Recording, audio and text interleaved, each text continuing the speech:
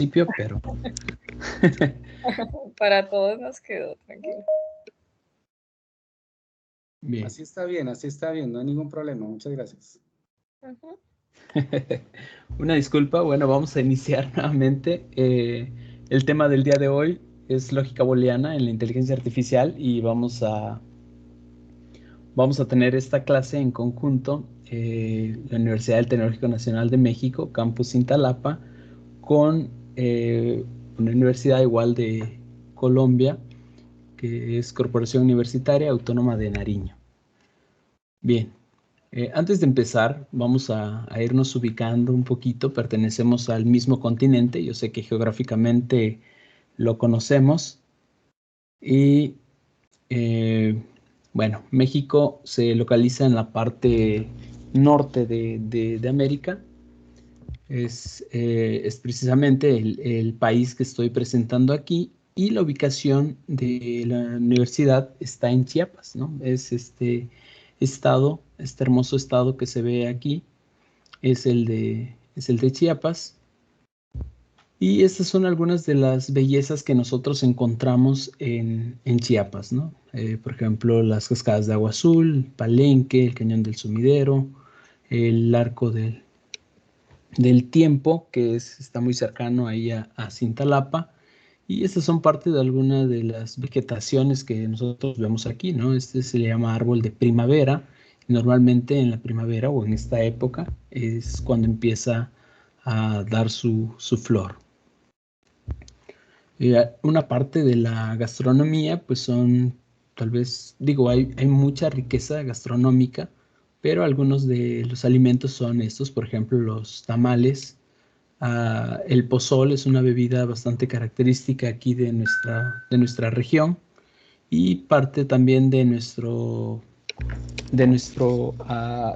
fauna, pues son algunas aves que se ven un tanto exóticas, ¿no? en sus colores. Y el jaguar o la tierra del jaguar, pues bueno, es aquí precisamente en Chiapas, tanto que a un equipo de fútbol que en alguna ocasión tuvimos, pues bueno, se llamaba así, ¿no? Los jaguares de Chiapas.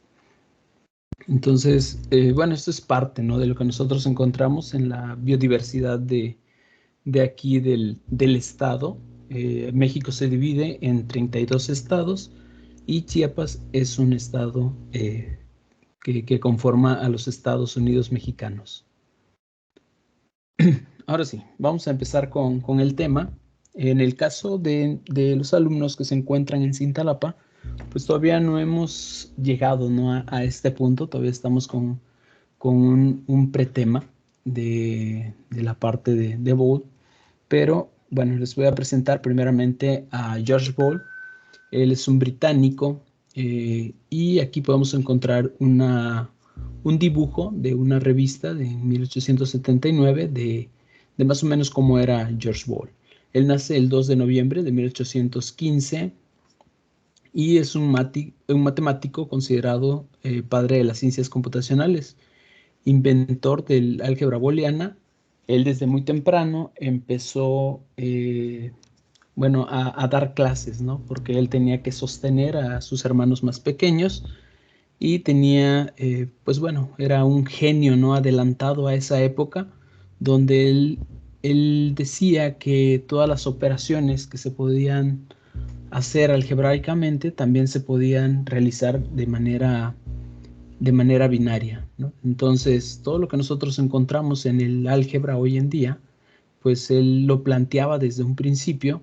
Estamos hablando de que está aproximadamente como en 1830, él ya planteaba estas ideas, ¿no? 1840 más o menos, ya planteaba estas ideas, ¿no? Que hoy en día pensar en ceros y uno, pues es prácticamente la base de todo lo que nosotros hacemos, ¿no? Entonces, estas proposiciones lógicas que él hacía, que nosotros podemos verlas hoy en día como ceros y unos, verdaderos y falsos, sí y no, pues son valores precisamente bivalentes y opuestos que podían ser representados por números binarios de un dígito, ¿no?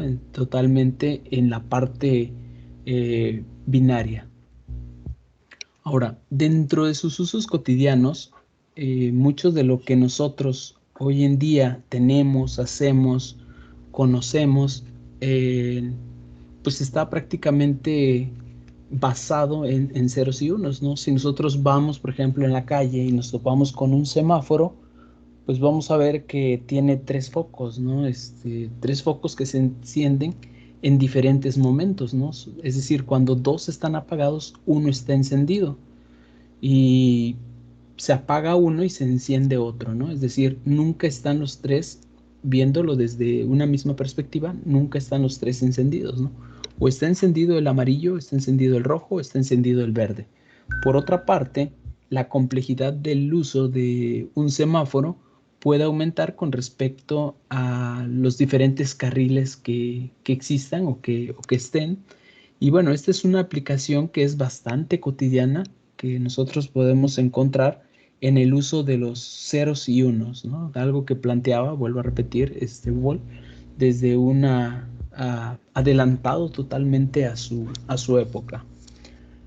Ahora, dentro de las muchas cosas que hoy en día tenemos con ceros y con unos, también logramos encontrar, por ejemplo, en nuestro celular, el uso del celular, el texteo y todo, las aplicaciones que utilizamos, la conectividad en nuestras redes, la parte de la transferencia de información, las mismas imágenes que nosotros vemos, todo está basado prácticamente en ceros y unos. Gracias a la aportación que hace Ball, podemos primeramente entender la parte de la arquitectura de computadoras que más adelante, pues, von Neumann nos iba a plantear, ¿no? Dando a conocer el funcionamiento de totalmente el lenguaje máquina que nosotros conocemos.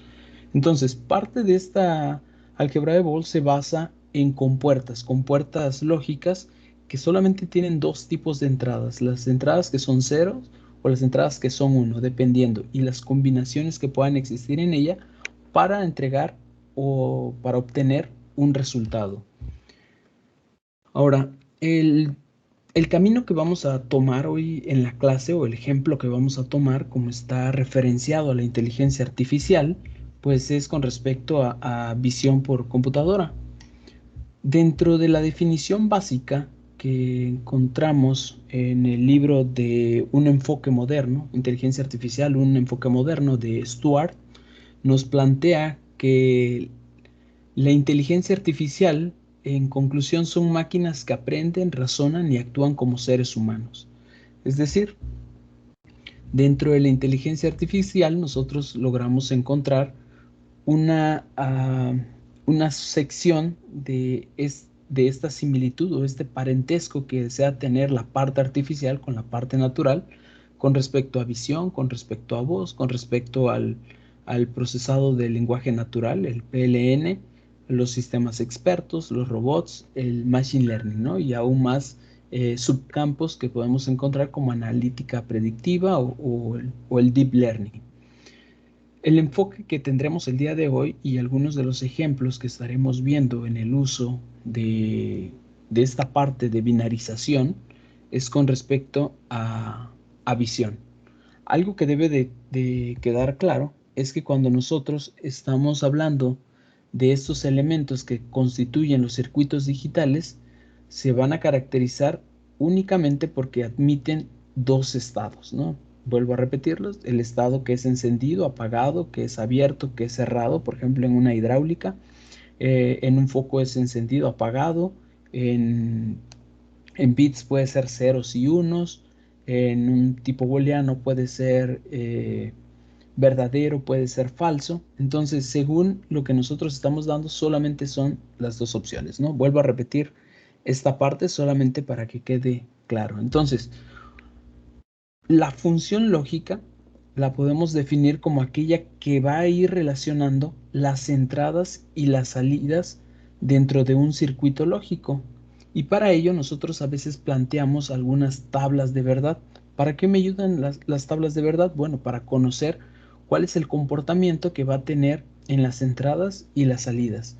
Si nosotros planteamos una ecuación algebraica, pues nosotros, basado en lo que observamos de las propiedades de esta función algebraica, pues nosotros vamos a obtener el resultado de esta tabla de verdad, ¿no? Entonces, en ella nosotros podemos representar normalmente al lado izquierdo todos los estados posibles o las combinaciones de entrada que puedan existir para que en el lado derecho pues nosotros representemos o entendamos o conozcamos la salida.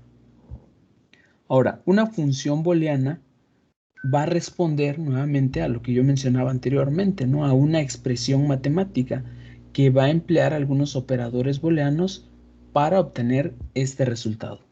Dentro de ellas, las compuertas más conocidas, pues nosotros logramos encontrar el AND, el OR, el NOT, la combinación o el híbrido entre ellas, como el NAND, el NOR, el XOR, eh, que, que vienen a hacer este tipo de operaciones. Por ejemplo, el AND, una tipo multiplicación, ¿no? Cuando los valores son multiplicados o son relacionados con el cero, es decir, que no cumplen ambas condiciones, pues normalmente va a tender siempre a cero. Bien, haciendo este pequeño paréntesis con respecto a las compuertas, entonces vamos a dar paso a esta rama de visión por computadora, donde vamos a definir precisamente la visión por computadora como aquel proceso que utiliza una imagen, una secuencia de imágenes para obtener una información.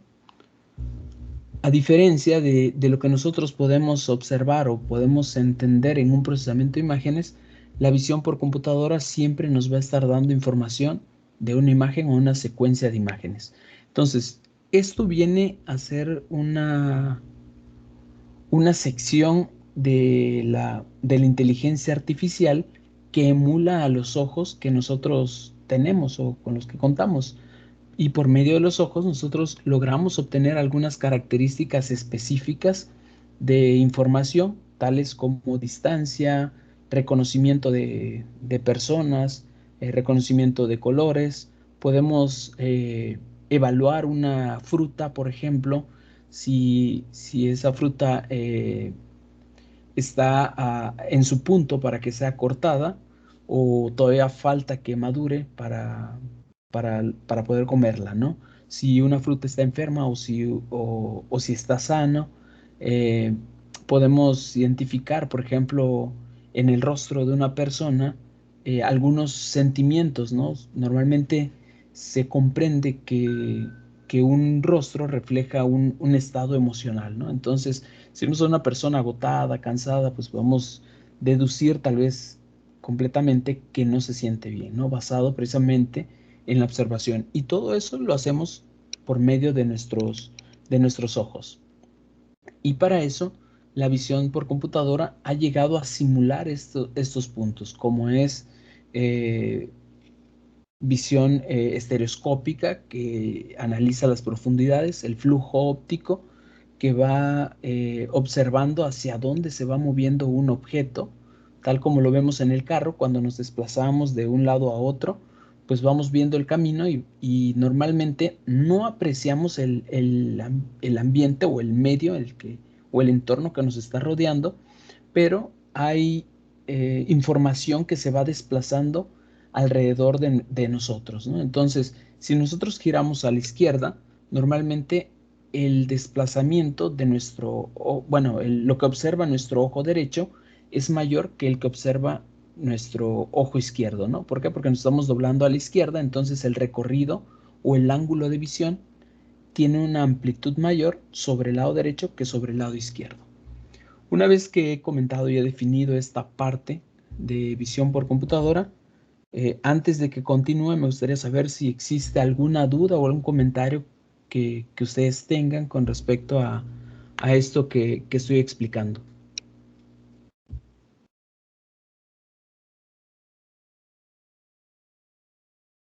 De ser así, les pediría que sí, maestro René, dígame. Sí, buenas noches para todos nuevamente. Quería ahí como complementar un poco el tema, pensando en digamos, en ese manejo de información para poder lograr este análisis de la inteligencia artificial y puntualmente acá para la visión. Y es, digamos, dimensionar o contemplar el volumen de datos que se manejan, ¿no? Entonces, normalmente nosotros en cursos de este tipo de lógica booleana, pues vemos tablas, digamos, con 2, 3, 4 variables, ¿sí? Y un volumen o unos datos binarios, digamos, limitados, ¿sí? Pero en la vida real o cuando se trabaja inteligencia artificial, se manejan volúmenes de datos muy grandes, ¿cierto? Y también los equipos y la velocidad con que trabajan es muy, muy grande también. Entonces es como digamos, dimensionar un poco esta información que estamos recibiendo aplicado un poco en la vida real y contemplando, digamos, ese volumen de información, esa velocidad de información que se tiene hoy en día para poder lograr, en este caso, por ejemplo, una visión por computadora con los datos binarios, ¿no? Quería como hacer esa acotación, profe, qué pena. Sí, sí, muy, muy oportuna. La información que se procesa y la velocidad con la que se procesa, pues son altas, ¿no? Nosotros estamos catalogados como una visión en tiempo real. ¿Qué significa esto? Bueno, que todo el procesamiento nosotros es de manera instantánea, ¿no? Si vemos, por ejemplo, una pelota que viene hacia nosotros, por lo menos de reacción cerramos los ojos, ¿no? No logramos quitar la cara, pero al menos cerramos los ojos, ¿no? Entonces, esta velocidad con la que se obtiene y se captura la información, pues es demasiado rápida, ¿no? Obviamente, la calidad de la imagen que nosotros percibimos, pues es de más a, bueno, de menos a más y luego de más a menos, ¿no? Es decir, cuando el ser humano nace, este sensor óptico, que son los ojos, uh, no está desarrollado completamente, ¿no? Es decir, los bebés, o cuando nosotros éramos bebés, pues nacimos con miopía, ¿no? Y conforme vamos creciendo, conforme van pasando los primeros meses, vamos recobrando la vista, ¿no? O vamos recuperando la vista, ¿no? ¿Por qué? Porque tiene que hacer cierto enfoque, ¿no? Si nosotros no hacemos bien nuestro desarrollo óptico, pues bueno, ya encontramos algunos problemas como el estrabismo o que no logran sanar la miopía inicial, ¿no? Entonces, pero bueno, esas ya son algunas alteraciones totalmente físicas. Y lo mismo vuelve a suceder aquí en la parte artificial. Para que nosotros trabajemos con las imágenes deben de estar previamente procesadas, ¿no? Es decir, ya sea calibradas y rectificadas para hacer uso, ¿no? Si hablamos de un tema de visión estereoscópica, ¿no? Que refiere a la profundidad. Entonces, todo esto lo tenemos que hacer a una velocidad en tiempo real. Un procesamiento para que sea considerado en tiempo real debe al menos transmitirse en aproximadamente 24 fotogramas por segundo para que nuestro ojo lo pueda observar como un movimiento natural, ¿no? Por ejemplo, las novelas, las películas que nosotros vemos están tomadas en 24 fotogramas por segundo. ¿Qué significa 24 fotogramas por segundo? Que son 24 imágenes que pasan en un segundo o en el lapso de un segundo, y mientras más imágenes pasen en el lapso de un segundo, nosotros logramos ver la expresión de, por ejemplo, se está reventando un globo, entonces logramos ver más a detalle o más información de cómo se está reventando este globo, ¿no? En el lapso de un segundo. Eh, Al principio o muy, muy al inicio, uno de las velocidades que se utilizaban eran aproximadamente como de 16 a 20 fotogramas por segundo, y esto se debía a que en el cine, cuando recién empezó a tomarse imágenes en movimiento, pues normalmente le daban vuelta con la mano. Entonces, pues esta velocidad variaba dependiendo a qué tan cansado estuviera el que le daba vueltas al proyector, ¿no? Entonces, Si tenía mucha energía, pues al principio empezaba con 24, 25 fotogramas y conforme se iba cansando iba bajando a 16, a 12. Entonces era intermitente. Después esto se llega a automatizar y empiezan a utilizar pues los primeros motores y salen las películas mudas que utilizaban 16 fotogramas por segundo. Pero luego se introduce el sonido a las películas y se desfasaba el tiempo de las películas mudas con respecto a la voz. Entonces se estandarizó en 24 y hasta apenas hace unos 10 años más o menos que salió la película del Hobbit, unos 8 años más o menos que salió la del Hobbit, es que hicieron una grabación a 40 fotogramas por segundo. Entonces, eso precisamente es lo que nosotros debemos de entender como en tiempo real, ¿no? Y que es parte de lo que mencionaba el maestro René, ¿no? La cantidad de información que va pasando en el lapso de un segundo. Bien, entonces, para eso, para tener una velocidad que sea acorde al tiempo real que se necesita, pues hay algunos dispositivos dedicados, estos se llaman FPGA y utilizan una programación a nivel de hardware. Bueno, existen muchos otros, ¿no? Como el GPU, no sé si han escuchado acerca de las tarjetas gráficas dedicadas. Bueno, la NVIDIA, que es la número uno, que se programa por medio de CUDA, igual utiliza una programación de tipo paralela para alcanzar velocidades de los resultados en tiempo real. Entonces, por otra parte, eso es programación en software y la programación en hardware se hace en estas placas.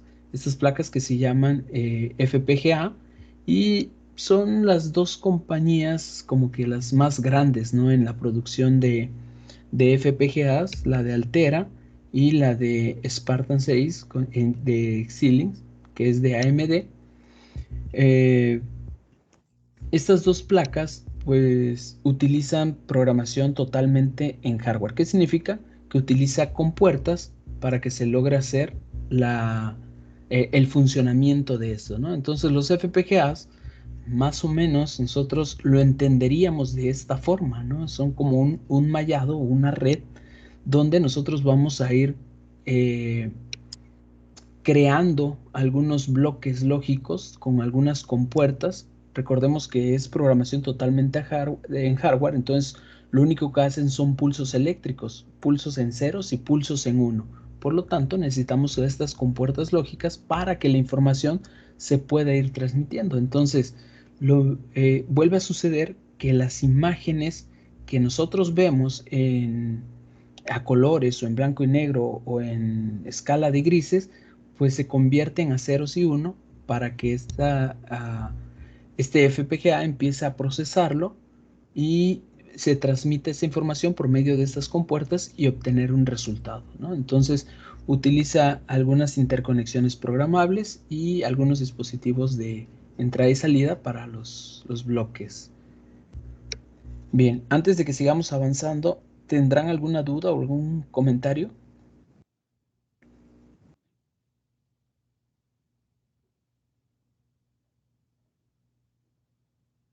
¿Alguien? ¿Alguno?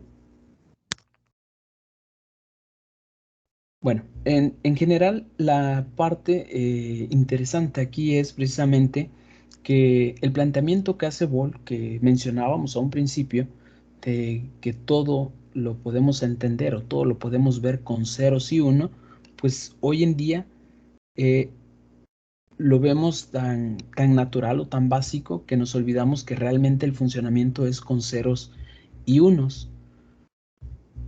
Entonces, visto de otra manera, este funcionamiento en el FPGA, nosotros encontramos algunas compuertas lógicas, ¿no? Y su representación de ellas por medio de una tabla de verdad para encontrar las salidas, ¿no? En este caso es un multiplexor donde pues solamente hace el paso dependiendo la configuración que nosotros tengamos en nuestra tabla de verdad, ¿no? En este caso, vuelvo a repetir, es el ejemplo de un multiplexor para obtener una salida. Y el concepto del multiplexor es la decisión precisamente entre las dos entradas para dejar salir una. Es decir, podemos tener 2, 3, 4, 5, 6, 8 entradas. Normalmente, siempre que pensemos en binario, vamos a pensar en pares, ¿no? Entonces, si son 3, por ejemplo, hace la evaluación de 2 y luego hace la evaluación con el tercero, ¿no? El resultado de eso hace la evaluación con el tercero para que sean siempre evaluaciones en pares. Si son 8, hace 4 bloques de comparaciones y luego los resultados que se obtienen de esos 8 son 4, se vuelven a dividir en 2 para obtener solamente una salida, ¿no? Entonces, siempre que hablemos en binario, vamos a entender que el concepto va de 2 en 2, ¿no? Y ya lo hemos hablado, por ejemplo, aquí en Cintalapa, que los espacios de memoria pues también van en incremento de 2, ¿no? 1, 2, 4, 8, 16, 32, 64, 256, 512 y así, ¿no? Entonces, esta es la razón. Ahora, vamos precisamente a hacer la diferencia entre procesamiento de imágenes y visión por computadora. Para los de Colombia, no sé si lo conozcan, les presento al Santo.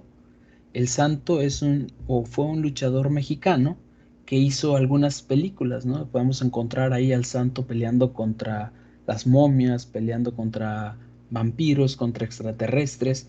Era como es tomado, ¿no? Como el superhéroe, ¿no? Aquí en México, después del Chapulín Colorado, pues creo que el Santo es el segundo más conocido, ¿no? El Chapulín Colorado es bastante conocido, pero bueno, aquí vamos a entender que el procesamiento de imágenes es la aplicación de algunos filtros para tomar luego esta parte de visión por computadora y obtener información, ¿no?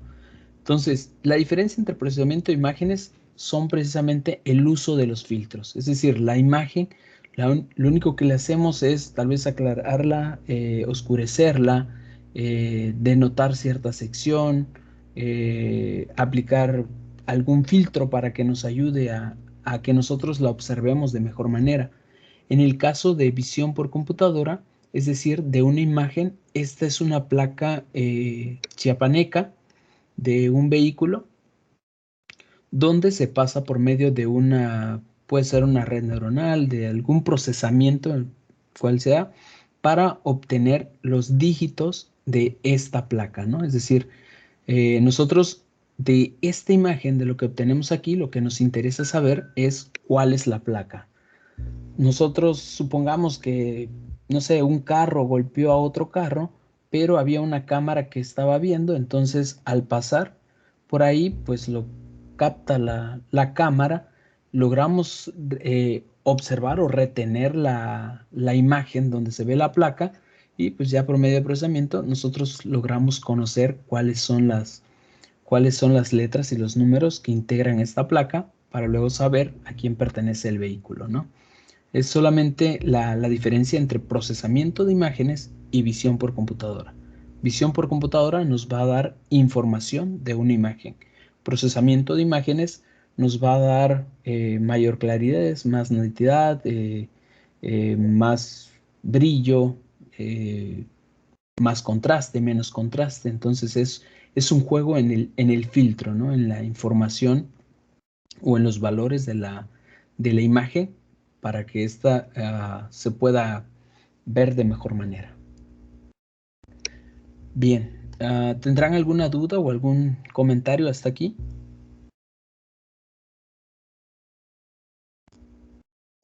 Sí, maestro, le escucho. Sí, muchachos, quería ahí como comentar un poquito sobre el tema del procesamiento de imágenes. No sé, me gustaría de pronto escucharlos a los muchachos de México, si han tenido la oportunidad o no sé, maestros, si de pronto han tenido la oportunidad de ver estos parqueaderos públicos donde parquean los coches y la cámara fotográfica capta la placa del vehículo y automáticamente detecta información asociada a ese vehículo. En los parqueaderos en donde cuando uno va a pagar el servicio del parqueadero, identifican la ubicación del vehículo por la placa, utilizando las cámaras del parqueadero y pueden establecer el costo a pagar desde que ingresó hasta que va a salir, determinando todo esto utilizando esa visión por computadora. Quería saber si de pronto alguien ha tenido la oportunidad de verlo o utilizarlo.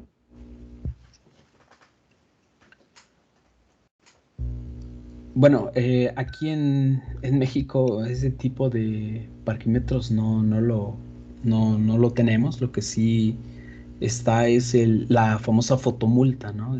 Hasta eso en algunas ciudades, no en todas, ¿no? De que pasó por cierta zona y pasó a una alta velocidad, entonces toma una foto y ya sacan la información de la foto y bueno, no sé qué tan automatizado esté ese proceso, pero bueno, es precisamente información a través de las fotos, ¿no? Tal Sí, vez no esté tan automatizado, ¿no? Como podría ser, ya tomó la foto, saca la información y la envía, ¿no? No solamente, no tiene que cotejarlo a alguien ya. físicamente, ¿no? Sí, acá digamos que nuestra sede está en la ciudad de Villavicencio y pues aquí en Villavicencio propiamente estos dispositivos no los tenemos aún. En Bogotá sí se tienen varios centros comerciales con esta tecnología y básicamente es lo que su merced comenta, maestro, es un algoritmo. Hay diferentes tipos de algoritmo para lograr esto y lo que hace realmente el algoritmo es esos arreglos matriciales de información binaria, ¿no?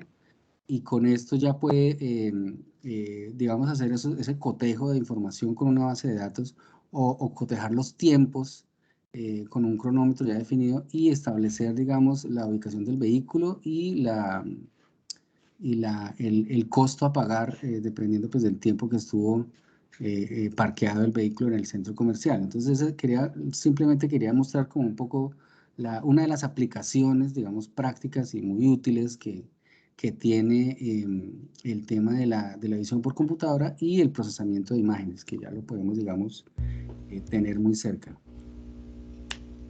Sí, gracias, maestro, por esa aportación. La verdad que sí, bueno, es un paso, ¿no? Que creo que muchos de los países o muchos de los estados van para allá, ¿no? Sacar más información de lo que se obtiene por medio de imágenes o secuencia de imágenes.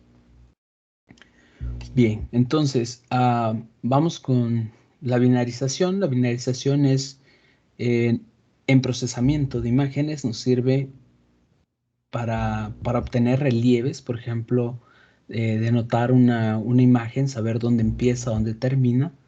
Este es un ejemplo de un resultado de una imagen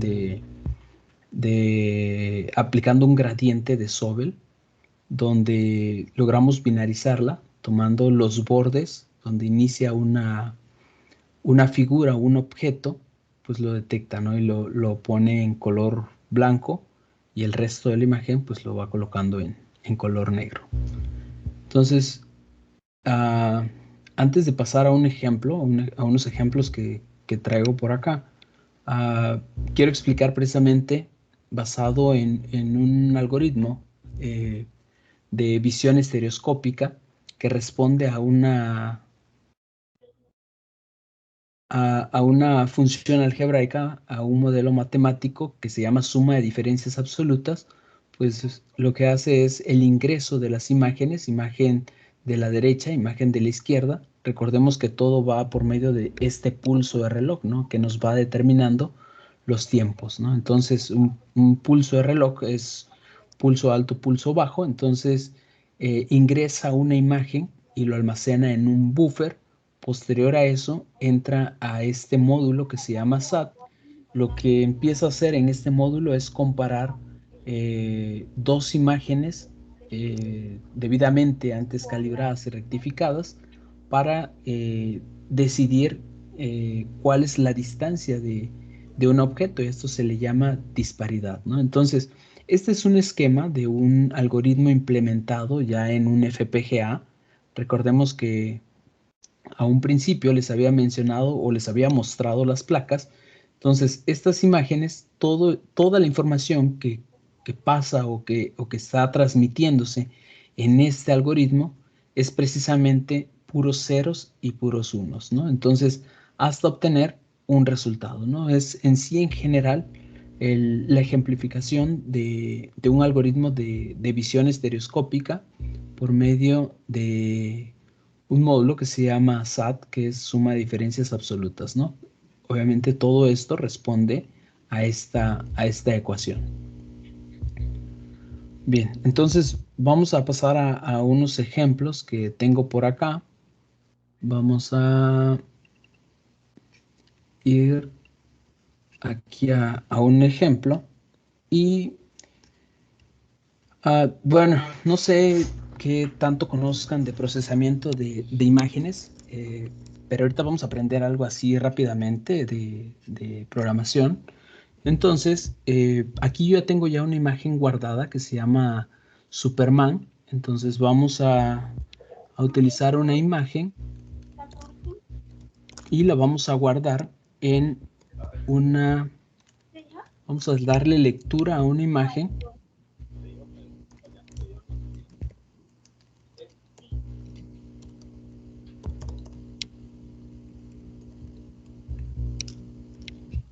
Aquí nuestra primera instrucción es al guardar en una variable una imagen, una imagen que se llama Superman por medio de una función que se llama imread. Entonces, vamos a irlo guardando de una vez para que no tengamos problema. Vamos a poner ejemplo.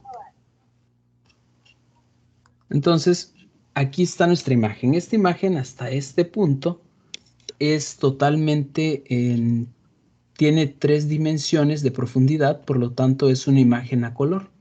Aquí no logramos ver nuestra imagen, pero para verla, pues vamos a ver, primero vamos a conocer nuestra imagen.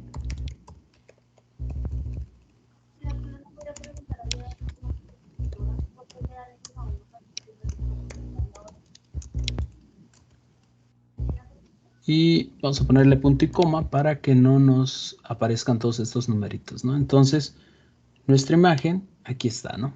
Esta es nuestra imagen con la que vamos a estar trabajando con nuestro Superman. Y ahorita vamos a aplicarle o vamos a binarizar a nuestro Superman. Bien, entonces, primeramente lo que tenemos que hacer es pasarlo a una escala de grises. ¿Cuál es la diferencia entre una binarización y una escala de grises? Que la binarización solamente va a responder a 2 colores, al 0 y al 1. En el caso, o sea, es decir, uno es blanco y el otro es negro, ¿no? Ya habíamos hablado de esta dualidad que está acompañada, donde es verdadero, falso, 1, 0, blanco, negro, prácticamente uno y el contrario del otro. Entonces vamos a hacerla en gris nuestra imagen y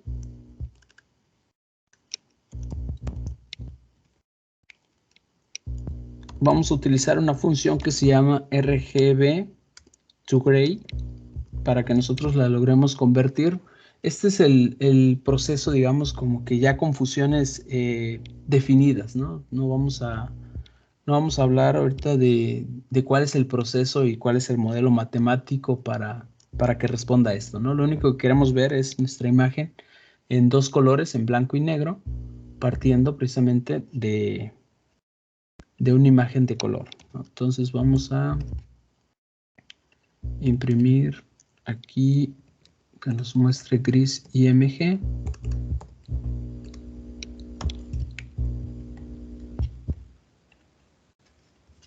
Y aquí ya tenemos nuestra imagen en gris y tenemos nuestra imagen en a color, ¿no? Entonces, para que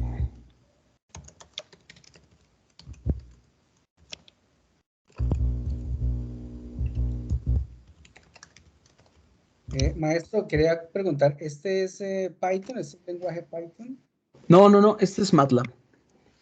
Este es MATLAB. Estamos trabajando con MATLAB. Es un lenguaje derivado de C. Entonces, muchas de las funciones que nosotros encontramos, o bueno, la estructura que encontramos, pues es similar a C, pero es MATLAB con el que estamos trabajando. Entonces, Estas son funciones ya definidas, ¿no? La de imread es una lectura, imshow es para que nos muestre una imagen, son funciones definidas, ¿no? Entonces, el proceso de hacer una conversión a binario, esa sí la vamos a hacer ahorita manual. Entonces, para eso nosotros vamos a crear dos valores que son X y Y. En el caso de MATLAB, lee al revés las imágenes, donde Y es la parte vertical. Normalmente cuando nosotros hablamos de una coordenada, por ejemplo, no sé, supongamos que esta es una coordenada, primeramente decimos siempre el eje X y luego decimos el eje Y. En el caso de MATLAB empieza primeramente con Y y luego con el eje X, ¿no? Que es el horizontal. Entonces, estas son las posiciones con respecto a Y y X, y vamos a utilizar una función que se llama size para conocer el tamaño de nuestra imagen. En este caso, nuestra imagen, qué tamaño, el tamaño que tenga, pero como nuestra imagen es un poquito grande, vamos a reducirla desde aquí para que no trabajemos con imágenes muy grandes. Y vamos a usar imresize y le vamos a decir que sea imresize de la variable img, donde hemos guardado a Superman. Entonces, a ver, esto es lo que pasa en los... Ah, sí, no le hemos dicho de qué tamaño queremos reducirlo, ¿no?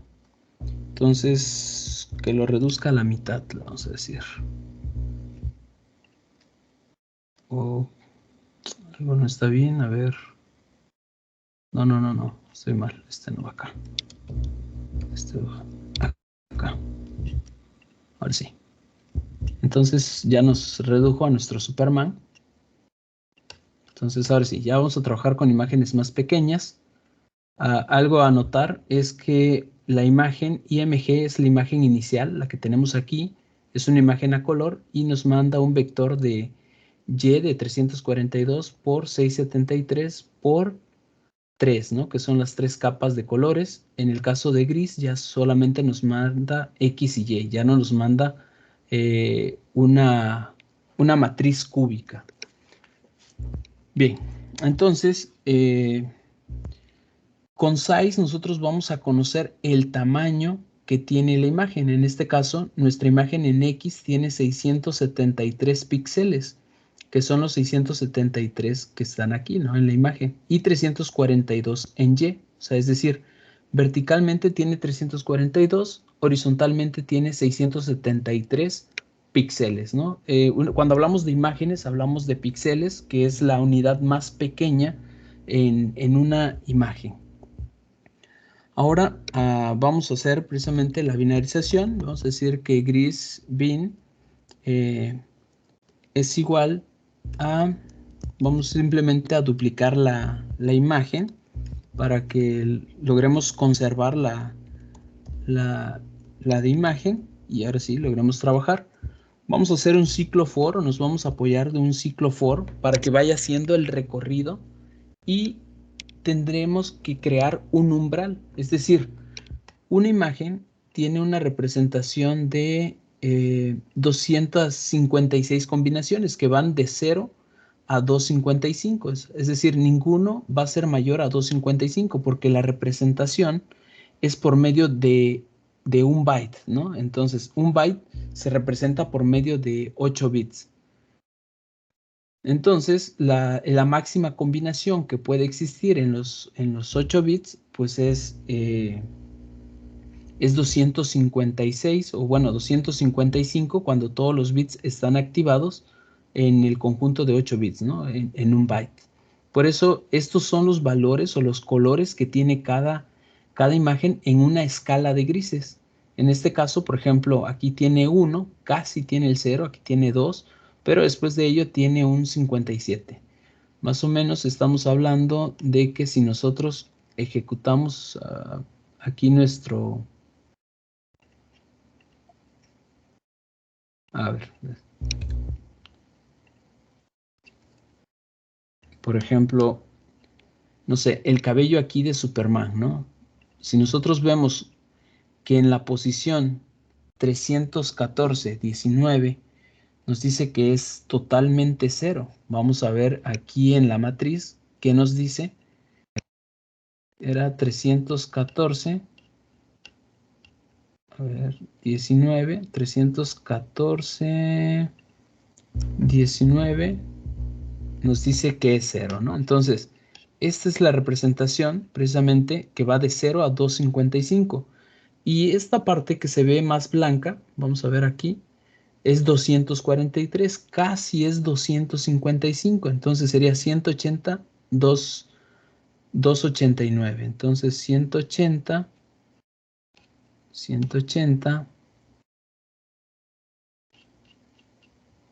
289, 180, 289, 243, ¿no? Lo que nos dice que tiene aquí, ¿no? Entonces, cuando se hace 255, el color que va a representarse es blanco. Si está en ceros, se va a representar el color negro. Por eso se llama escala de grises, donde nosotros obtenemos en 255 el blanco y en negro obtenemos el cero, ¿no? Entonces, bajo estos 255 colores que tenemos acá, nosotros logramos identificar nuestros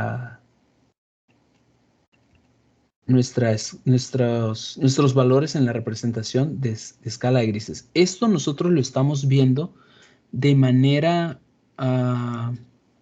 de manera decimal, pero si nosotros lo viéramos de manera binaria, entonces solamente estaríamos viendo en 255, estaríamos viendo más o menos puros unos, ¿no? ¿Por qué? Porque esto es igual a 255. ¿Por qué? Porque son los 8 bits. Los 8 bits están activados y su resultado es 255. Si nosotros tuviéramos puro 0, que es el color negro, pues en los 8 bits binarios, pues el valor sería 0, ¿no? Y conforme vayamos nosotros cambiando, por ejemplo, si tuviéramos este número, a ver, ¿alguien me puede decir qué número es este en decimal? Sí se logra ver, perdón, ya no pregunté eso. O se ve muy pequeño. Vamos a hacerlo más grande.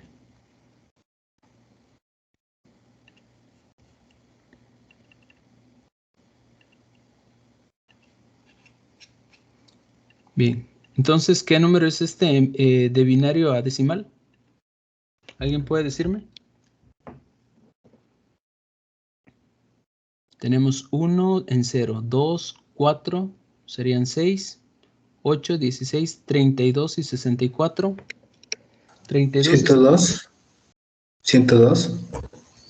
A ver, vamos a... Es 102.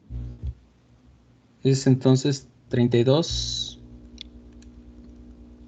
más 64 más 1, 2 y 4, ¿no? 102, exacto. Entonces, 102 es la representación, ¿no? Entonces, nuevamente volvemos a entender que el 0 y el 1 siguen estando involucrados en esta parte de procesamiento de imágenes.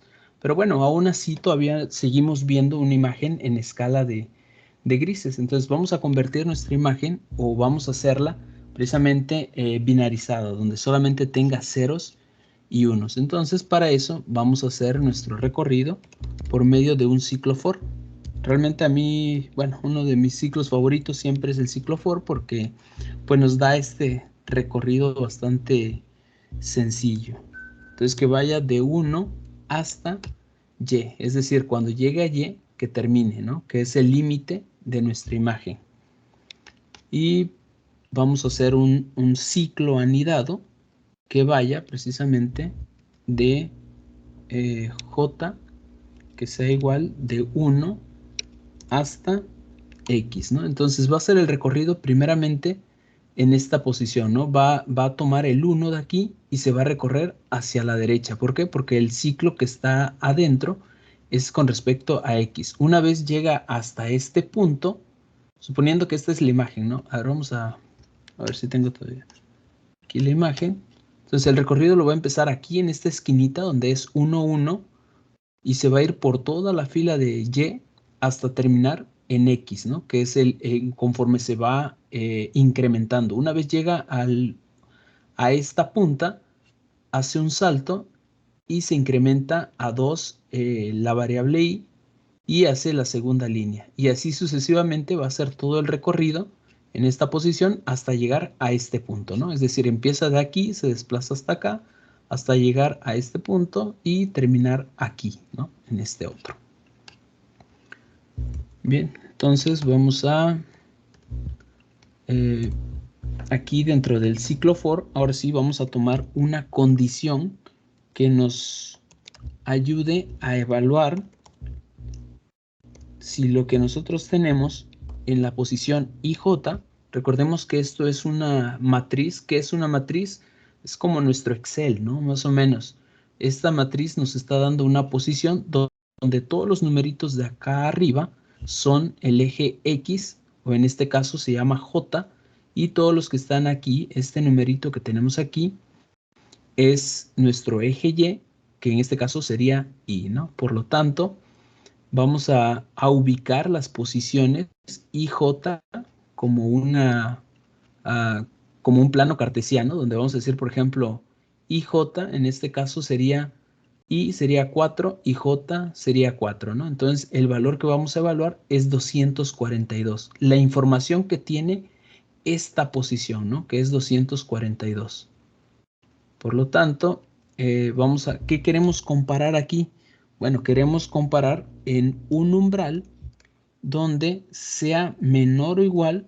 Recordemos que son 255, o sea, 256 combinaciones entre 2, pues son 128. Entonces le vamos a poner aquí que a 128, la mitad, sea menor o igual, pues que lo convierta a 0, ¿no? Entonces vamos a decirle que este valor se ha convertido a 0.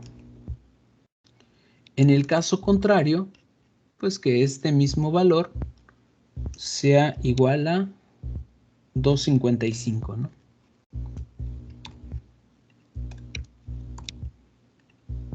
Y cerramos la condición, ¿no? El if es una condicionante que nos dice, cumple con esta condición, entonces si la cumple la condición, vas a hacer esto. Si en dado caso no la cumples, entonces ya entra el else y nos dice, haz esto otro, ¿no? Entonces ya aquí tenemos nuestra imagen binarizada y a este 128 le vamos a llamar umbral. Vuelvo a repetir, ¿qué es el umbral?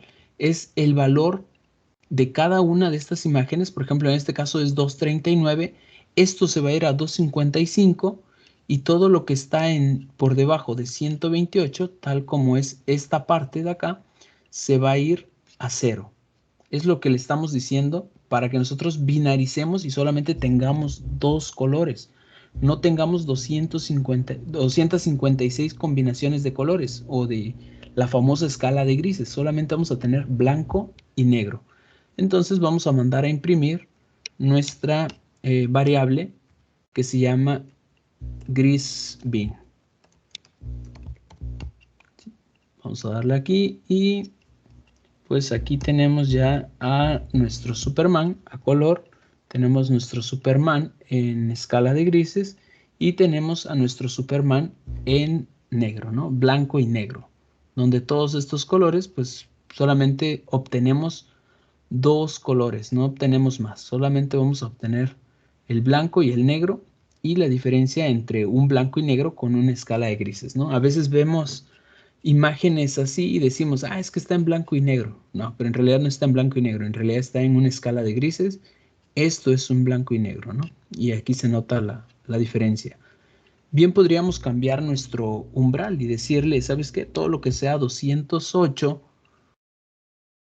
pues modifícalo, ¿no? Entonces ya encontramos a un Superman un tanto más oscurito, ¿no?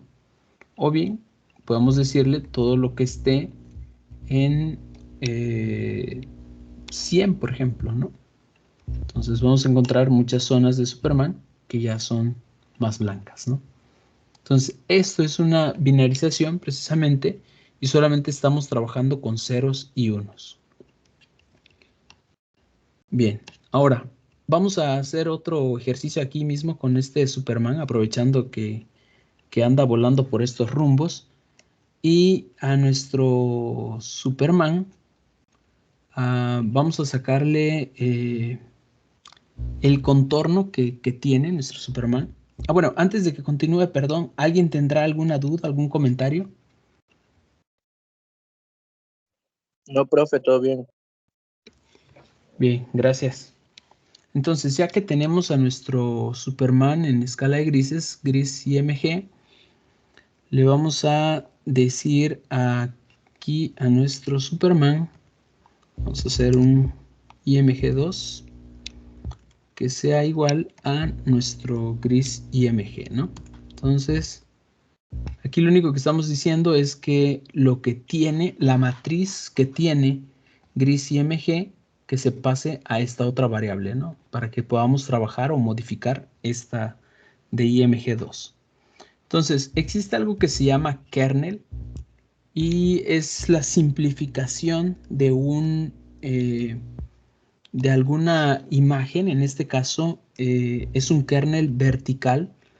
Existe algo que se llama funciones de gradiente y hay un método en específico que se llama Sobel y utiliza un kernel. ¿Qué es un kernel? Es una máscara que se aplica en dentro de la imagen para obtener información. Entonces, o bueno, para obtener los bordes en este caso, ¿no? Hay otro método que se llama pasaaltos y otro que se llama pasabajos, ¿no? Es decir, donde hace un cambio de variación de valores, entonces dice, si venías en 2, 2, 2, 2 y de repente me presentas un 89, entonces es un pasaaltos, pasa de un bajo a un alto, ¿no? Entonces, o si vienes de 72 y de repente me pones un 0, entonces es un pasabajo, ¿no? Entonces hace estas delimitaciones para encontrar los bordes. O sea, cuando hay una variación de valor, detecta un borde y lo grafica o lo representa, ¿no? Con una línea blanca. En este caso vamos a utilizar otro método que se llama Sobel y aquí vamos a colocar un kernel, ya es un kernel definido. Este es un kernel totalmente horizontal, donde le vamos a aplicar una matriz.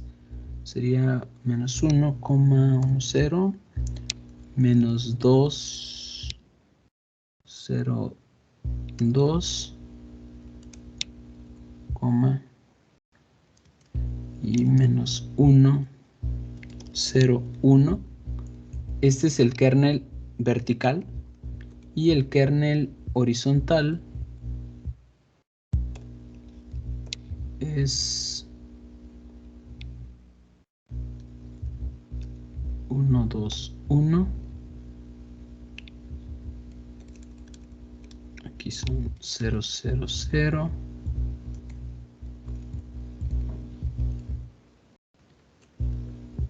Y aquí es menos 1, menos 2, menos 1, ¿no? Visto de otras maneras, estos kernel se ven, bueno, están de esta manera, ¿no? Entonces no vamos a mandarlos a imprimir. Aquí MATLAB tiene la opción de que si nosotros queremos ver el procesamiento de lo que estamos haciendo, le quitamos el punto y coma. No es el famoso error que nosotros encontramos, por ejemplo, en Java, que si no le ponemos un punto y coma, no funciona. Aquí lo único que hace el punto y coma es evitar que se haga o se muestre en esta salida de pantalla, que es por medio de la ventana de comandos. En lugar de que nos aparezca esto, si nosotros le agregamos el punto y coma, pues solamente hace la operación, pero no, no nos imprime nada en pantalla, ¿no? Por ejemplo, aquí tiene el punto y coma, ya no nos los mostró. Aquí no tiene el punto y coma y sí nos muestra que esta variable está definida por este kernel, ¿no? O por esta matriz de 3×3. Ahora vamos con M1 donde M1 vamos a aplicar una función definida que es una convolución. ¿Qué es una convolución? Bueno, una convolución es una función definida en el procesamiento de imágenes para hacer la comparativa entre los resultados de la imagen. Entonces, en la convolución nosotros vamos a tomar en cuenta, en este caso, nuestra imagen que se llama gris IMG2, que es el valor que tenemos, y el tipo de dato, que en este caso sería double. ¿De quién? De KB, ¿no? Del kernel vertical. Ahora sí, cerramos los paréntesis. 1, 2. Creo que ya están completos los paréntesis. Punto y coma. Entonces vamos a hacer exactamente lo mismo con M2. Condición gris M2. Y aquí en lugar de que sea B, vamos a ponerle H. Bien, entonces aquí ya debería de estar haciendo algo, presentándonos cómo se ve de manera horizontal y cómo se ve de manera vertical. Entonces vamos a imprimir M1 y vamos a imprimir o vamos a presentar a M2. Entonces el resultado que nosotros obtenemos de nuestro kernel es este Superman, ¿no? Donde empieza a detectar los bordes o el salto de los bordes de esta manera, ¿no? Entonces, aquí está totalmente vertical y aquí está de manera horizontal. ¿Por qué? Porque la evaluación la hace de arriba hacia abajo, ¿no? Porque en este caso, en el horizontal, los ceros están alineados en la posición horizontal y en este caso es como si nosotros tuviéramos o lo estuviéramos representando de esta manera, ¿no? Entonces los ceros los tenemos alineados de manera horizontal, ¿no? En este caso los tenemos de manera vertical. Visto de otra manera sería más o menos así, ¿no? Entonces esta es la diferencia entre un kernel vertical, donde los ceros están aquí, y horizontal, los ceros están de esta forma. Entonces, esta es otra manera de binarizar obteniendo información. Entonces, para que no nos alarguemos ya con estos ejemplos, voy a presentar el último, un ejemplo que hice con respecto a unas placas. Y bueno, es algo similar, ¿no? Es un ejemplo bastante sencillo donde vamos a utilizar la información de las placas para conocer las letras, ¿no? Entonces solo lo vamos a echar a andar. Y tenemos aquí esta placa que es DSY 325A y empieza a buscar o empieza a comparar por medio de una binarización de esta placa. Recordemos, o bueno, en el ejemplo que teníamos, en lo que corre, les había dicho que las placas aquí en Chiapas son de esta manera, ¿no? Tienen una cantidad de letras específicas, un guión a cierta altura, un tamaño de letras tanto de alto como de ancho del mismo tamaño y hace la binarización de toda esta información, quita las partes que no sirven, como el logo de acá arriba, la parte que dice Chiapas, si es transporte privado, el logo de Chiapas, el logo de México, si es frontal o es trasera la placa, para solamente obtener esta información. Inclusive los guiones tampoco nos interesa mucho tomarlos en cuenta, solamente por la posición, y logramos obtener estos valores, ¿no? DSY, que son los caracteres, y 325, que son los números. Y finalmente obtenemos vamos a cambiar de placa. Tenemos otra placa por acá, otro ejemplo de placa, donde está KNY 725, entonces es lo que va a empezar a evaluar. ¿Cómo se ha hecho este ejercicio? Bueno, se hizo bastante sencillo. se usaron las imágenes de las placas y se fueron comparando estas imágenes en un recorrido por zonas de las imágenes para irlos comparando. Vamos a ver esto, por ejemplo.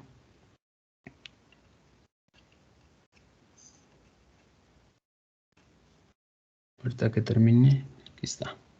Entonces tenemos almacenadas todas las imágenes de las letras y va comparando uno a uno para conocer a cuál se parece, ¿no? Aquí están las otras placas que tenemos, placa 2, placa 1. Una vez que encuentra a cuáles se parece o en un porcentaje de similitud, por ejemplo, si yo le quito, a ver, bueno, por ejemplo, este punto y coma, ¿no? Entonces vamos a ver todo el proceso que está haciendo, ¿no? De las comparaciones de las imágenes, donde está binarizado, por eso solo se ven ceros y se ven 255, ¿no? Que vendrían siendo los unos. Obviamente, como le quitamos eso, pues ya no vamos a lograr ver cuál es el resultado de la placa, ¿no? Porque va haciendo la comparativa ahí.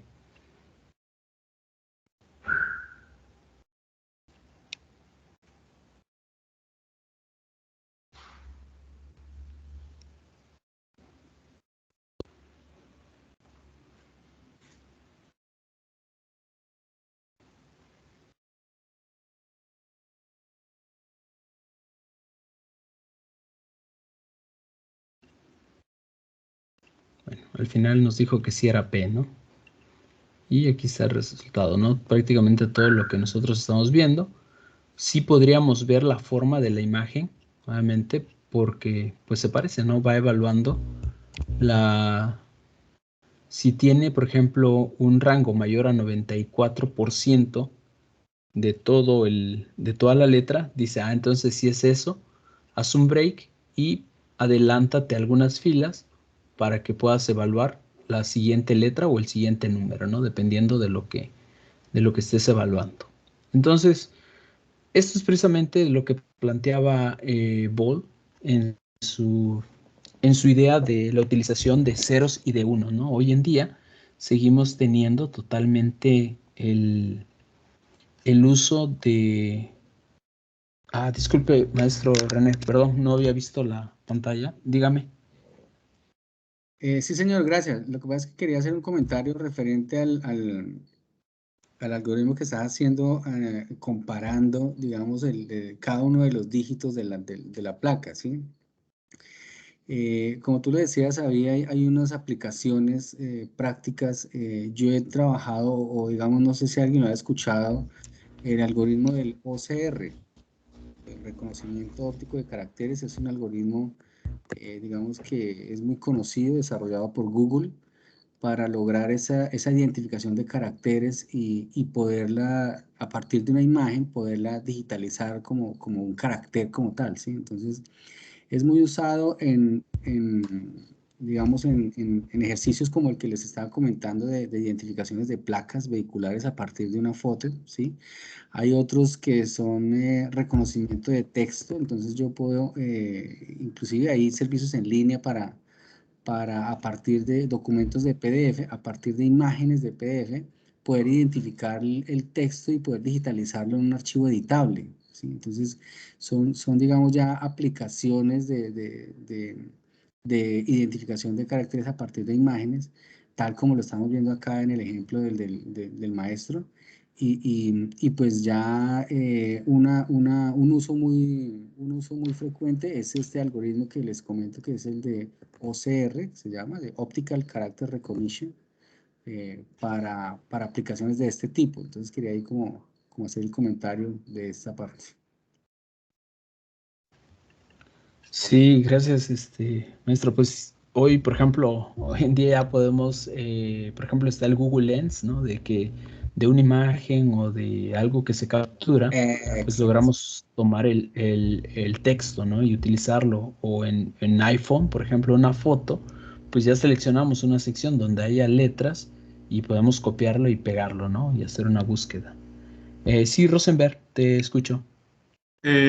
Sí, bueno, no sé si funciona de la misma forma, pero yo cuando estoy resolviendo problemas matemáticos a veces me trabo y no puedo. Y hay aplicaciones o software que si le tomas la foto al problema, automáticamente te resuelve, no solamente te identifica los valores, sino que te resuelve el problema si es una integral, una diferencial o lo que sea. Y tenía una duda ahí, profe, por ejemplo, en la comparación de los caracteres, a cada imagen se le asigna, por ejemplo, el valor que es o cómo da ahí las letras, pues a la letra que perteneces. ¿Cada imagen se iguala con la letra que pertenece y así te da o cómo se hace? Sí, este ejercicio es bastante sencillo y haz de cuenta que tienes como que una comparativa de una imagen como con otra, ¿no? Entonces, si las pusieras a contraluz, las dos imágenes, tú podrías ver, si se parecen o si son idénticas, ¿no? Más o menos es como el principio que utiliza. O sea, decir, si está en la posición, recordemos que estamos utilizando matrices, entonces si en la posición 1 tiene 255 y de la otra en la posición 1 tiene 255, en la 10 tiene 0 y la otra también tiene 0, entonces va comparando de uno en uno, o sea, píxel a píxel, los valores, suma la cantidad de aciertos que tiene y dependiendo de la cantidad de aciertos, dice, bueno, sí tiene los suficientes aciertos porque se parece más a esta letra. Eh, por ejemplo, uno de las letras que se parecen puede ser la P y la R, por ejemplo, ¿no? Pero esa colita de la R la hace diferente una con otra. O por ejemplo, el cero y la O, por ejemplo, ¿no? Que a veces nos confundimos. Bueno, aquí en la tipografía que utilizan, pues el cero y la O son totalmente diferentes. Es más, hay letras que ni se utilizan. Por ejemplo, la O no se utiliza. No existe en las placas. Hay una estructura ya definida de qué letras sí se pueden utilizar y qué letras no, debido a evitar una confusión. Pero sí, lo que se hace es tomar este patrón que se tiene aquí y como se hace un corrimiento dentro de la placa, que en este caso aquí está la placa. Entonces hace cuenta que toma un cuadro aquí, este cuadro, y lo va recorriendo sobre toda esta fila y una vez que la encuentra, hace un salto para encontrar la siguiente de manera más rápida. ¿Un salto en qué? En píxeles. O sea, lo va adelantando para que vaya comparando. Y los que se van pareciendo, pues los va seleccionando. Este algoritmo tiene otra parte, ¿no? Que no la mostré acá, pero dice, bueno, según la posición de la comparación, va a imprimir una letra, ¿no? En este caso, un tipo char o un número, ¿no? Dependiendo cuál sea, ¿no? El número 7, el número 8, basado en un case, ¿no? De la comparativa que se está haciendo, ¿no? Aquí se ven la comparativa, el porcentaje de comparación que tiene y luego ya imprime el número, ¿no? Esta es la otra parte que no se ve, que manda a llamar a otra función o a un método para que se pueda realizar esta búsqueda, ¿no? No sé si responde a tu pregunta, Rosenberg. Ya, sí, gracias. Esa parte que no mostró es la que a mí me interesaba, cómo mandaba las letras, pues, no Sí. las imágenes. Sí. Bueno, de hecho es que había dicho que no lo iba a explicar porque ya nos alargamos un poquito, pero bueno, es esta la idea, ¿no? Este es el principio, ¿no? De que va tomando cada una de las cosas y las va comparando, ¿no? Cada una de ellas tiene una posición en específico, ¿no? Esta posición hace que reconozca la letra en la función que se llama búsqueda, donde ingresa un carácter y devuelve la R final y maxi, ¿no? Que es lo que está esperando aquí letras para funcionar, ¿no? Búsqueda, que está, ya sea que vaya a letras o que vaya a números específicamente y devuelva un resultado. Entonces, ¿cómo sabemos si es letra o es número? Porque va a tomar de aquí, va a tomar al mejor o al que más se parece o al que más porcentaje tenga de similitud y después lo va a comparar. Dice, si es mayor al 94%, entonces sí es una letra, pero si no, entonces tiene que comparar con este y decir si es mayor al 94%, entonces es un número.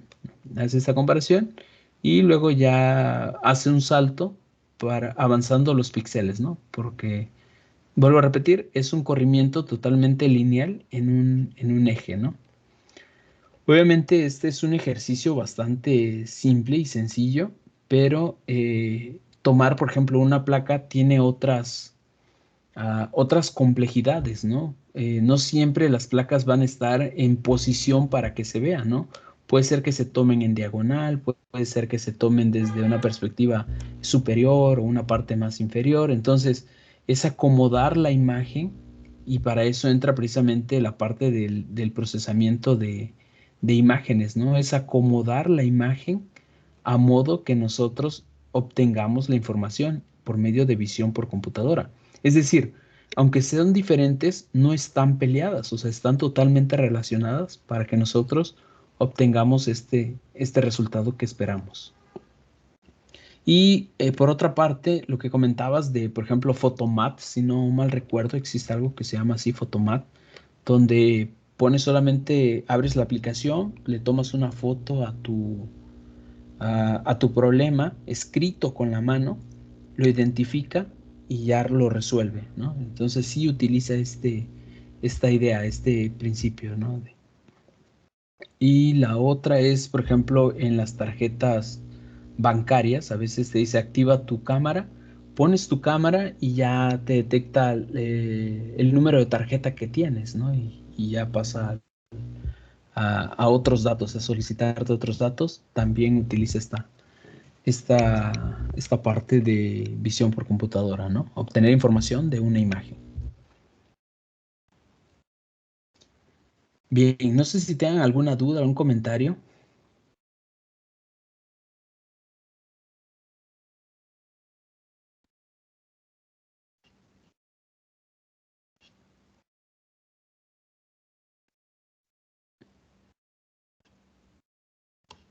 No, profe. Bien, gracias. Entonces, bueno,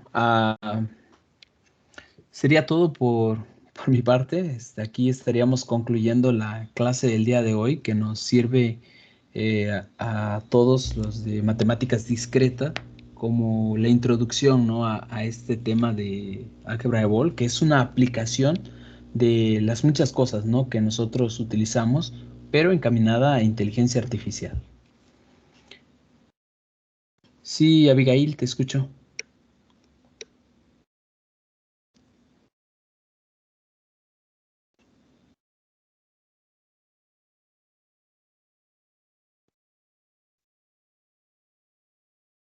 Ok, bueno, siempre no, Abigail, gracias. Bien, maestro René, no sé si tenga algo que comentar, maestra Milena, algún comentario que tengan.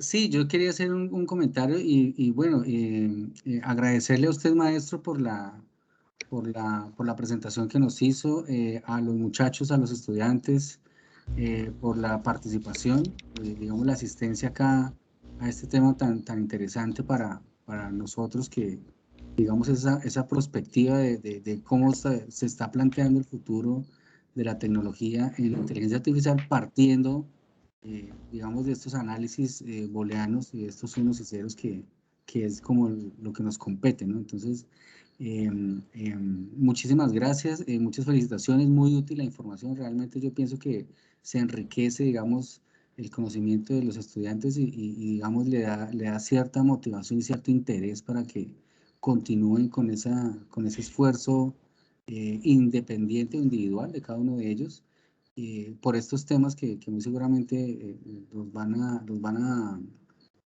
a apasionar, digamos, les va a gustar y van a seguir investigando un poco más sobre ellos. Entonces, muchas gracias, maestro, muchas gracias, estudiantes, y Ana Milena también, muchas gracias, digamos, por la invitación, la organización, la logística, para estos eventos tan importantes para todos nosotros. Muchas gracias. Sí, gracias, maestro. Pues bueno, es la idea, ¿no? Es aperturar todo este mundo, ¿no? Que existe detrás de los ceros y uno. Espero que realmente sea de utilidad y que por lo menos haya sembrado en ustedes esa curiosidad de querer aprender más, de entender un tanto más esta parte de que a veces se vuelve un lenguaje máquina totalmente, ¿no? Y logramos confundirnos entre el uso de los ceros y unos que tal vez no vemos el sentido que pueda tener, ¿no? ¿Por qué aprender álgebra booleana o por qué aprender a hacer unas simples conversiones de binario? Pero bueno, todo tiene una razón, ¿no? Para llegar a un punto más alto en el conocimiento. Entonces, pues bueno, ha sido un gusto para mí compartir esta parte de visión por computadora, de una ramita de las muchas que tiene la inteligencia artificial. No sé, maestra Milena, si tenga algo que agregar ya finalmente. Si no, ya con esto estaríamos concluyendo nuestra clase del día de hoy, nuestra primera sesión de, de la dupla binaria que vamos a tener de clase espejo.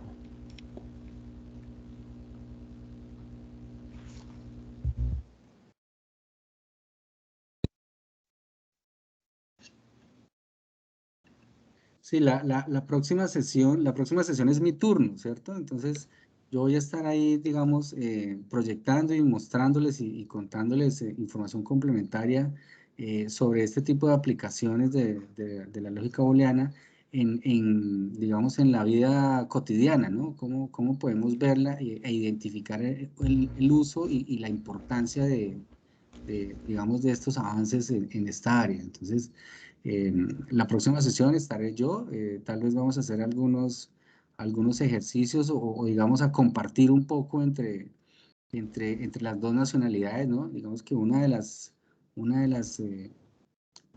las funciones o digamos del alcance de este tipo de encuentros es que los muchachos puedan compartir, ¿no? Que puedan, digamos, socializar, que dialoguen entre ellos, que de pronto compartan experiencias digamos, se enriquezca un poco ahí a nivel Latinoamérica. Entonces, la próxima sesión, entonces yo estaré aquí proyectándoles muy seguramente vamos a hacer actividades grupales para romper el hielo, como decimos acá, y poder interactuar, ¿no? Con las diferentes universidades que están aquí invitadas. Sí, gracias, maestro. Sí, esa es precisamente la idea que se tiene, ¿no? Que puedan interactuar los alumnos, trabajar por ahí algunas, realmente el aprendizaje, el conocimiento que tienen es variado en un salón. Ahora, en dos países diferentes, pues obviamente nos centramos Así en un es. mismo tema, pero las perspectivas Sí, son diferentes, ¿no? sí, señor, Bien, así es, así es.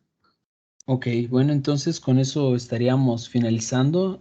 No sé si sea, bueno, no sé si sea necesario encender cámaras y tomarnos una foto, aunque sea de recuerdo. Sí, Eh, sería chévere poder hacer el ejercicio, abrir las cámaras y que nos tomáramos una foto, todos los que estamos acá conectados. entonces les pediría de favor si por favor pueden encender su cámara para tomar una foto grupal.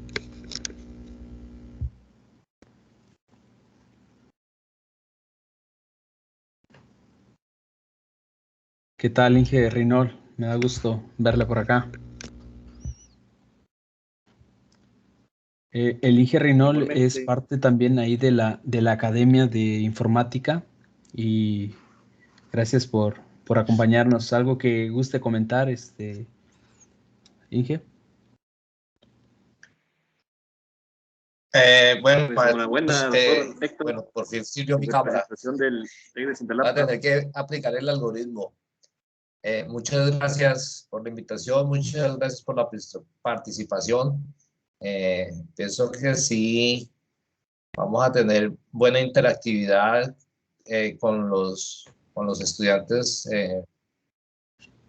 del lado de México con nosotros. Entonces, la invitación es a los estudiantes a que se conozcan, interactúen con sus pares y generemos una buena sinergia en eso. Maestro Héctor Daniel, maestro René Alfonso, muchas gracias por esta primera experiencia. Sí, muchas gracias, maestro Ismael. Por aquí, bueno, comentaba hace rato, ¿no? Que tenemos al Inge Reynol. Bueno, creo que ya no lo veo, al Inge Reynol, que también es parte, ¿no? De aquí del tecnológico, que igual también dando seguimiento, ¿no? A este proceso. Muchas gracias por la invitación. Voy a tomar la foto a las de 3, por favor, sonrían todos. 1, 2 y 3.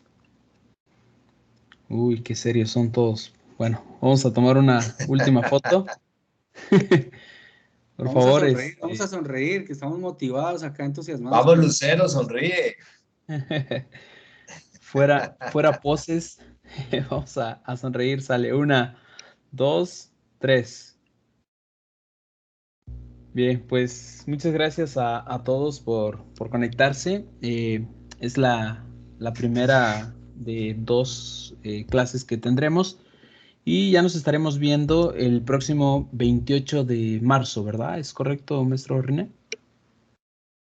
Sí, señor, el próximo 28 de marzo, 8 p.m. hora colombiana, estaremos iniciando con la próxima sesión y con la interacción entre estudiantes mexicanos y colombianos. Ok, en el caso de, por ejemplo, del enlace, podemos utilizar el mismo, supongo, ¿no? Por nosotros no hay problema. Sí, por facilidad me parece bien para que pues todos tengamos la conexión más rápida y digamos iniciar así como puntualmente. Disculpas hoy nuevamente por la tardanza por temas acá de conexión, pero claro, con el enlace que ya tenemos para hoy nos podemos conectar y será mucho más ágil, digamos, el inicio de la sesión. Ok. Bueno, pues pasen buenas noches. Un gusto trabajar con ustedes y nos seguimos viendo, seguimos en contacto. Hasta luego. Gracias, Inge, gracias a todos, muy amables. Buenas noches, que estén bien, hasta luego. Buenas noches, hasta luego. Yes. Hasta luego. Hasta luego, gracias.